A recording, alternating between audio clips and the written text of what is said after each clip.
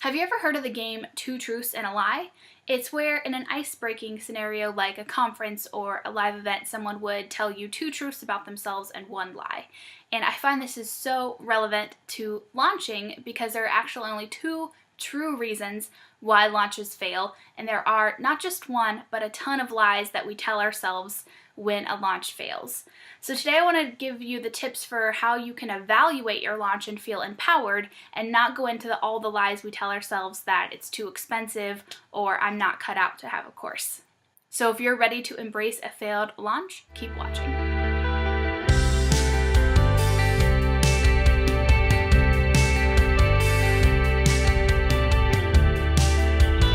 I remember when I launched my first course right after B School, I held a webinar and about 50 people showed up, and I grew my list a lot from 0 to 50, and I was so excited about this program, and I pitched it on the webinar and no one bought. So I assumed that meant no one was interested, it was a horrible idea, the pricing was wrong, I wasn't meant to have a course. All these lies that I told myself. And so I never sent a follow-up email. I never did anything else after that, and I just closed it down. And if you've ever had a failed launch, I bet you were feeling similarly. A lot of people start telling themselves the lies about why the launch failed, such as, I priced it wrong. Whether you think you priced it too low or too expensive, or you didn't offer a good enough payment plan, usually pricing is never the real problem. Another lie people will tell themselves is that they're just not meant to have a course. Maybe you were already kind of uncomfortable in the teacher role or in the expert role, and so you put this out there and you said, oh, no one wants to learn from me. I'm, not a good personality. I can't be this big person, so a course isn't meant for me. That's not really a reason a launch fails either.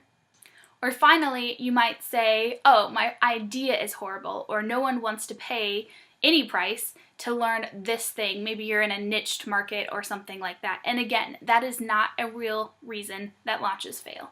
So if it's not price, it's not you, and it's not the topic, why did your launch fail? There's two big reasons why launches fail. And the first one is traffic, and the second one is confusion. While there's all these experts out there talking about you don't have to have a big list to launch, they're kind of right, but you do have to get to a big list in order to have a successful launch. So even if you start with 100 people, you're investing in Facebook ads, you're doing freebies, you're hosting webinars, you're doing a challenge that leads people to opt into your list so that by the time the cart opens, you're at 500, you're at 1,000, you're at 5,000 people on your email list, because you need the traffic. The average conversion rate for a sales page is 1%. So that means if you send 100 people to your webpage, one person might buy. Now this depends on price, right? The lower the price, the better your conversion would be, but we're talking about a signature course that's 1,000 or above, 1% is the average conversion rate. So if you only had 100 people on your list, maybe you grew from 0 to 100, which is amazing, but that's still not enough to have a successful launch. And you can evaluate if traffic was the failure for your launch by checking things like Google Analytics or your WordPress dashboard to see how many people actually visited the page during the cart open period.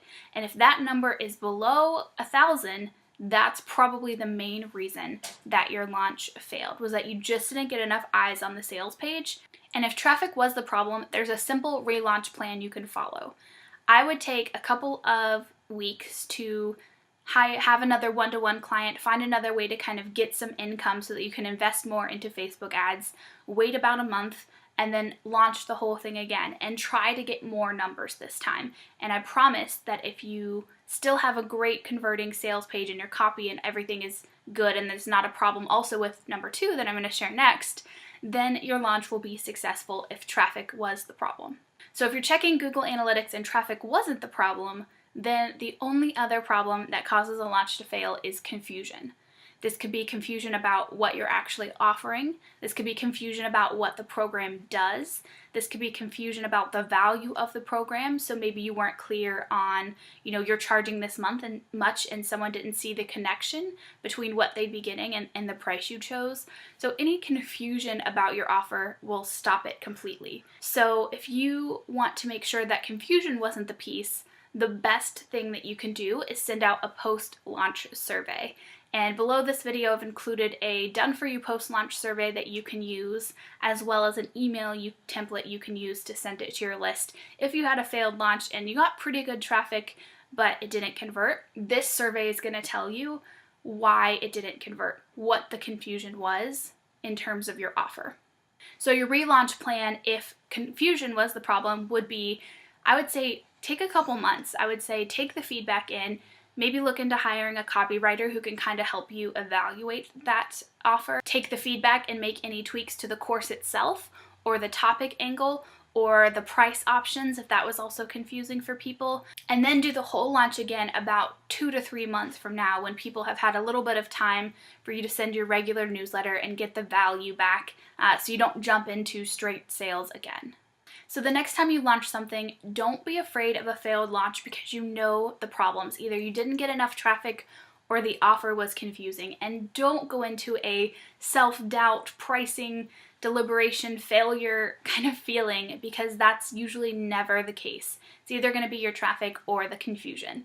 So I would love to hear from you in the comments below if you've had a failed launch, and if any of this rings true for you, looking backwards now to say like, oh yeah, maybe I didn't get enough eyes on my sales page, or oh yeah, maybe it was confusing, I used a lot of jargon in my copy.